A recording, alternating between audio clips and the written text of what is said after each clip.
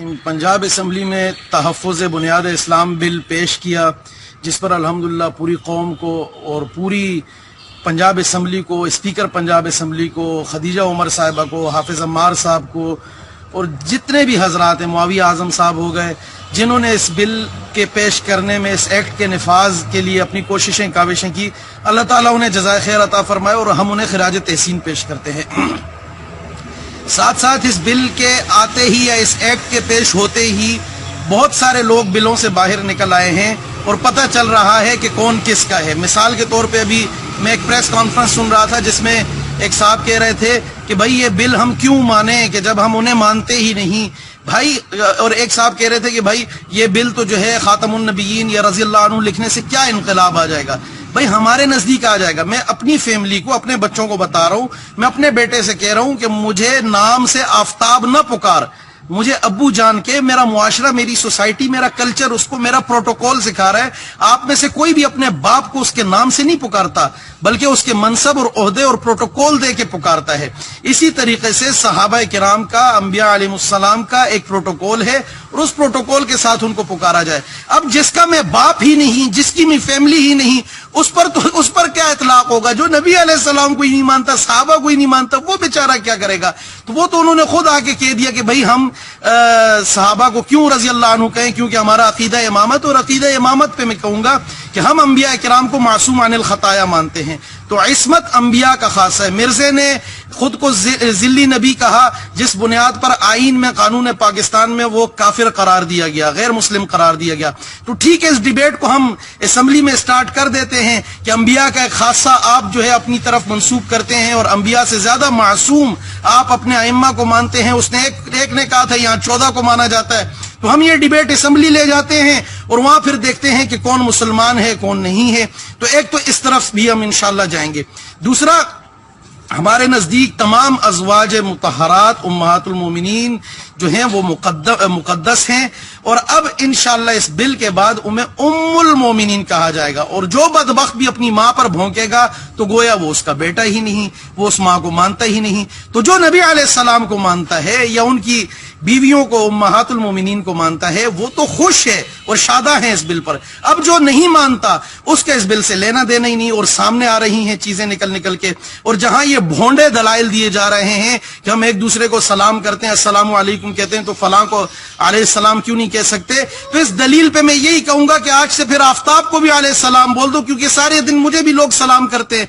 फिर तो दुनिया का हर मुसलमान चलता फिरता अलैहिस्सलाम हो गया। तो कुछ इस्तिलाहात अहले फन ने मुरतब की होती हैं और जिनके लिए की होती हैं उसके साथ उन्हें खास रखा जाए, उसे इस तरह से आम ना किया जाए। तो जो अंबिया की सिफत है, अंबिया के साथ जो इस्तिलाहात खास है उन्हें वहीं रखा जाए, उन्हें इस तरह से आम करके हर एक के साथ लगा देना। फिर ये तो इनके यहाँ तो फिर खुमैनी भी अलैहिस्सलाम है, फिर इधर आप परवेज मुशर्रफ को भी और ज़ियाउल हक को भी और जनाब सारे डिक्टेटरों और आमिरों को अलैहिस्सलाम कर दो। तो खुदारा जरा रिव्यू करें। और अगर ये डिबेट शुरू हो चुकी है तो अच्छी बात है, इसे हम असेंबली में ले जाते हैं और पता चल जाएगा कि मुसलमान क्या है या मुसलमान की तारीफ क्या है। उस एक्ट या बिल जो हम अभी आगे इंशाल्लाह लाएंगे उसकी रूह से पता चल जाएगा कि हमने जिस तरह कादियानियों को गैर मुस्लिम करार दिया, अब इंशाल्लाह एक और ऐसा तबका जो मुसलमानों को नहीं मानता, मुसलमानों के मुकद्दसात को नहीं मानता, उसे भी गैर मुस्लिम करार दिया जाए। अल्हम्दुलिल्लाह हम इस बिल पे खुश हैं और इस बिल के निफाज से बहुत से चूहे बिलों से निकलेंगे। जज़ाकल्लाह खैर। कि अब पंजाब असेंबली में एक पास हुआ, किसी प्राइवेट मेंबर ने बिल पास करवाया है, जो हमें लगता है कि ये हम जो अहल बैत रसूलुल्लाह से मोहब्बत करने वाले हैं, ये उनकी दिल आजारी है कि वो कहते हैं कि जो पंचतन पाक हैं, जो 14 मासूमीन हैं, उनको भी आप रजी अल्लाह ताला लिखो। रजी अल्लाह ताला उनके लिए लिखा जाता है जो काफर में से मुसलमान हुए। जो मासूमीन हैं, जो रसूलुल्लाह का हिस्सा हैं, उनको आप अलैहिस्सलाम कह सकते हैं, उन पे आप ये रजी अल्लाह ताला का तो नहीं लगा सकते। और दूसरी ये बात है कि आप किसी को पाबंद नहीं कर सकते कि जबरदस्ती कानून बनेगा तो आप किसी को रजी अल्लाह बोले और अलैहिस्सलाम को भी रजी अल्लाह बोले। हम जो अलैहिस्सलाम कहने वाले हैं, हम अलैहिस्सलाम ही कहते रहेंगे। जो रजी अल्लाह होंगे उनको रजी अल्लाह ही कहेंगे। सो हम इस कानून की जो बिल पास हुआ किसी प्राइवेट बंदे ने दिया, हम उसकी मजम्मत करते हैं। अर्रहमान अर्रहीम। देखें, हर किसी مسلک کی ایک شناخت ہے، اس کی ایک پہچان ہے، اس کی ایک بنیاد ہے۔ ہمارے مسلک کی پہچان اس بنیاد کے اوپر ہے کہ ہم مسئلہ امامت کے اوپر یقین رکھتے ہیں۔ بعد از پیغمبر صلی اللہ علیہ وآلہ وسلم ہم یہ کہتے ہیں کہ اس امت کی حکمرانی کا حق من اللہ ہے، وہ اہل بیت علیہ السلام کے سامنے ہے۔ جو اہل بیت کے سامنے آئے ہم اس کو قبول کرنے کے لیے، اہانت کرنے کے لیے آمادہ نہیں ہے، لیکن ہمیں یہ مجبور کیا جا رہا ہے کہ جو ان کے قول کے مطابق، جو ان کی تعریف کے مطابق اصحابی ہے، اس کے ساتھ بھی رضی اللہ لگاؤ۔ ہمارے نزدیک امیر معاویہ امیر المومنین کے سامنے اس نے جنگ کی ہے، ہم اس کے لیے رضی اللہ لکھنے کے لیے تیار نہیں ہیں۔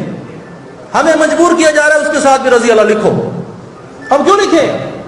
ہماری کتب میں بھی نہیں لکھا جاتا، ہمیں مجبور کیا جا رہا ہے اس کے ساتھ بھی لکھو۔ ہمیں کہا جا رہا ہے کہ یزید کے متعلق اور دوسری چیزوں کے متعلق بھی یہی چیزوں کا اظہار کیا جائے۔ یہ ہمارے بنیادی معتقدات مسئلہ امامت کے برخلاف ہے۔ جو سقیفہ بنی ساعدہ میں بعد از پیغمبر جمع ہوئے، ہم ان کی اہانت نہیں کرتے، لیکن اس کو غیر قانونی فعل شمار کرتے ہیں۔ ہم یہ کہتے ہیں ہمارا بنیادی اعتقاد ہی ادھر سے شروع ہوتا ہے، باقی سب فروعی اختلاف ہے۔ ہم یہ کہتے، اور پھر علیہ السلام والی جو بات آغاز سید لے کر آئے ہیں، یہ بڑی حساس بحث ہے، سمجھنے کی کوشش کریں آپ لوگ۔ کیوں ہم علیہ السلام کہتے ہیں اہل بیت کو؟ کیونکہ ہم معصوم عن الخطا سمجھتے ہیں امیر المومنین کو اور 14 معصومین کو۔ جس طرح پیغمبران کو علیہ السلام کہتے ہیں، اسی واسطے ان کو علیہ السلام کہتے ہیں۔ رضی اللہ عنہ، اللہ ان سے راضی ہو جائے، یعنی جائز الامکان ہے وہ۔ ہم تو ان کو یعنی جائز الخطا سمجھتے ہیں، ہم بالکل جائز الخطا نہیں سمجھتے ان کو۔ ہم یہ کہتے ہیں یہ خطا انجام نہیں دیتے، تو جس طریقے سے حضرت یوسف، حضرت ابراہیم اور حضرت عیسیٰ کو علیہ السلام کہتے ہیں، اسی اعتقاد کی بنیاد پر ہم حضرت امیر المومنین علی ابن ابی طالب علیہ السلام کو علیہ السلام کہتے ہیں۔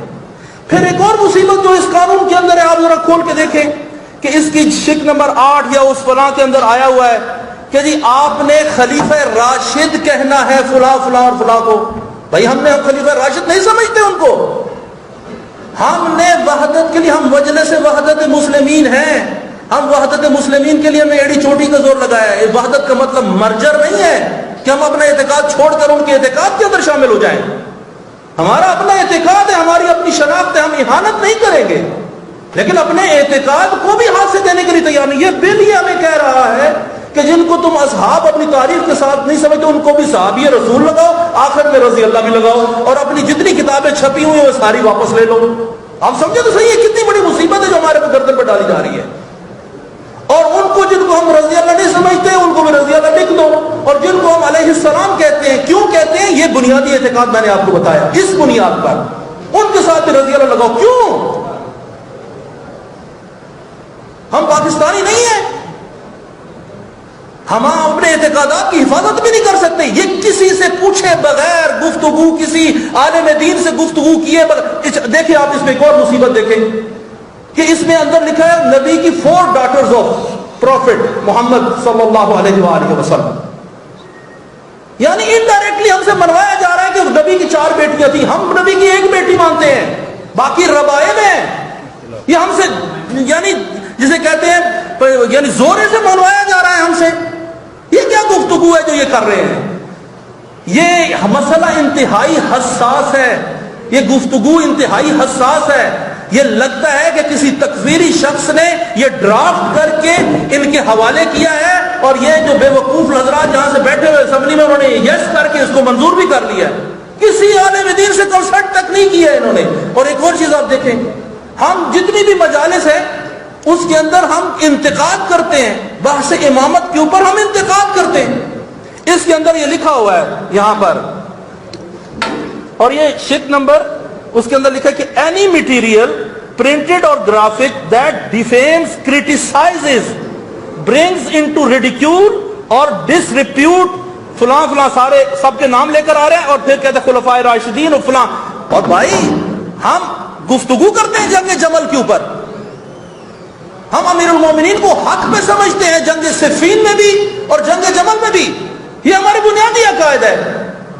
آگے ایک بندہ اٹھ کے کہتا ہے جنگ جمل میں آپ نے جنگ جمل بیان کی ہے تو آپ نے ام المومنین حضرت عائشہ کے متعلق جو ہے آپ نے تو کرٹیسائز کر دیا ہے، آپ 5 سال کے لیے جیل پہ، آپ نے کوئی پیرامیٹرز ہی نہیں ہے. آپ اندازہ لگائیں یہ ظلم سری ہے جو ہمارے متعلق کیا جا رہا ہے. یہ میں آپ کو بتا دوں جس طرح آقا سید نے فرمایا، یہ سارے حضرات یہاں پر موجود ہیں، یہ صرف مجلس وحدت المسلمین نہیں بول رہی، یہ پوری شیعہ قوم یہاں پر بول رہی ہے. ذاکر، خطیب، طلاب، مدارس دینیہ، سب جگہ جگہ پر پورے پاکستان سے یہ لوگ ہیں جو گفتگو کر رہے ہیں آپ سے. آپ ہمیں ایک جو ہے نا وہ نہ سمجھ لیں کہ ہم یہاں پر ایک تنظیم کے طور پر آئے ہیں. ہم سارے مومنین کی یہاں پر جو محبین اہل بیت وہاں پر ان کی ترجمانی کر رہے ہیں. یقین کیجئے ہم بڑی شدت سے اس بل کی ہم مخالفت کریں گے، اپنے سر لگا دیں گے اس کے اوپر. گورنر کیا، گورنر کا باپ بھی اس مسئلے کو قبول نہیں کر سکتا، یہ کسی صورت میں قبول نہیں ہوگا. اور ہم اس کے لیے یہاں پر اسمبلی کے سامنے اور ایک ایک ادارہ بند کر کے دکھائیں گے. آپ یہ میرے دل کی آواز ہے اور میں اس کو تہ دل سے کہہ رہا ہوں، سب یہاں پر کھڑے ہو جائیں گے. کسی صورت یہ بل قبول نہیں ہو سکتا، نہیں ہو سکتا اور نہیں ہو سکتا. والسلام علیکم ورحمۃ اللہ. جعفریہ پاکستان سے قبلہ حسینیہ مفادت مناشر میں قبلہ امجد علی جعفری صاحب علماء امامی